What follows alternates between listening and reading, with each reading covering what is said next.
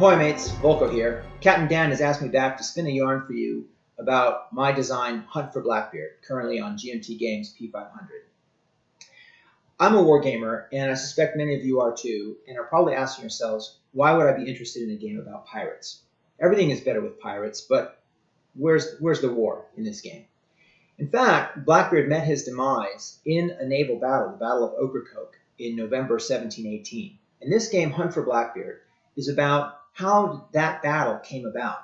How was it that Virginians in the Royal Navy were able to put together an expedition and sail into another colony, North Carolina, and find where Blackbeard was hiding on all these coves and shoals and islands and defeat him? And so it's a game about information and intelligence with some warfare in it, if you will.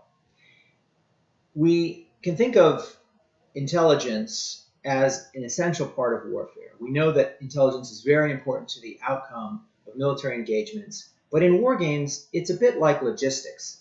It's there, but in most games, it's really abstracted out. Well, Hunt for Blackbeard turns that around, and the game is mostly about intelligence information with a little bit of combat in it as well. And here's how that works. On the main map of North Carolina, the hunters are just looking at a field of blue markers, and in that is information that they're trying to find about what Blackbeard is doing.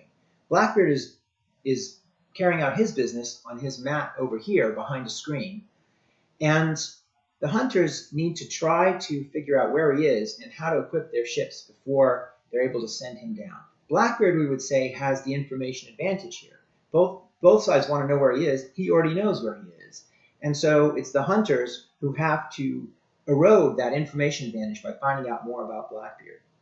But actually, the hunters also have some information advantage because they get informants who are going to secretly allow them to spot Blackbeard's activities on the main board.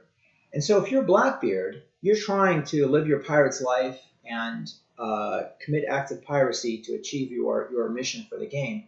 You actually don't know how much do the hunters know.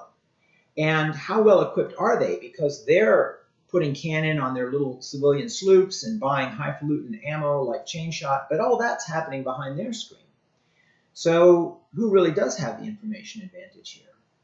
In addition, if you're the hunters, you can surveil a space, that is, put informants on it and watch it throughout a turn, so that if Blackbeard shows up there or passes through or is already there and leaves, you'll know. And so that starts to really erode the information advantage that you have as the Blackbeard player. Or does it? Because if the hunters surveil you, they're going to have to put a marker out on the main map, and they're going to have to show that they're watching your camp or town, or that they've seen where you are.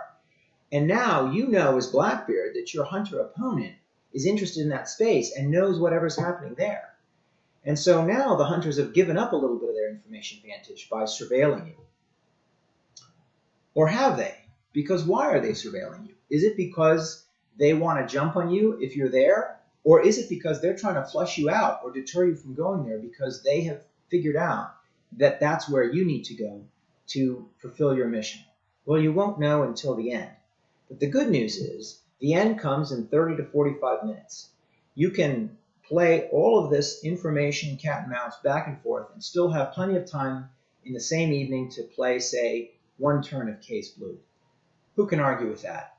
If you want to know more about Hunt for Blackbeard, I hope you'll check out the P500 page at www.gmtgames.com, and from there you can link to some after-action reports that show the blow-by-blow of play on Inside GMT, or to an excellent preview video by STUKAJOE about what the game looks like, at least in terms of its playtest art and how the components fit together, or a series of questions and answers about the design of the game on the Player's Aid blog. So hope you'll give it a consideration, put the grog back in Grognard, and put your mark on a P500 over it, because if we don't get enough of you to do that, GMT is not going to ship this cargo out. Thanks for joining.